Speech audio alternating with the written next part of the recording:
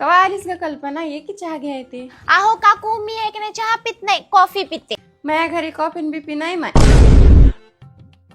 स्वयंपाक फुगाय करायला की नाही बाई?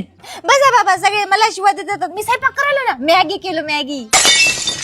ती शेंबडी साक्षी दिसाली माय, दिवाळीला आली वाटाले. दिवाळीला आली नाही ग, घरी काय भानगड चलाली की वरीच झाली, इथंच पचाली. माय आमच्या दोघांच रोज चंगा पंगा होते माय, पण मी तिथं त्याच्या उरावर पाय देऊन राहतो. इथं बाहेर येऊन राहिल्यानं कोण्या भाऊजेला बरं वाटाले. अगं ये की कल्पना, बस.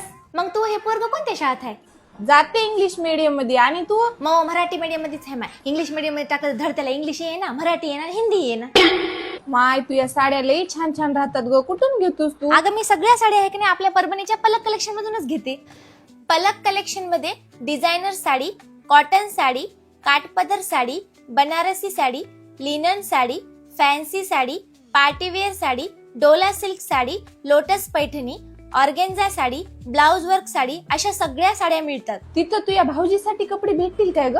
अगं तिथं भाऊजीसाठी तर एक नंबर शूटिंग शर्टिंग भेटते. बरं, नेमकं परभणी मध्ये कुठं आहे ग हे शॉप? कापड बाजार, छत्रपती शिवाजी महाराज चौक, परभणी. मम्मी मम्मी मला पॅन्ट म्हणते तू झाली. वा रे इंग्लिश मीडियम.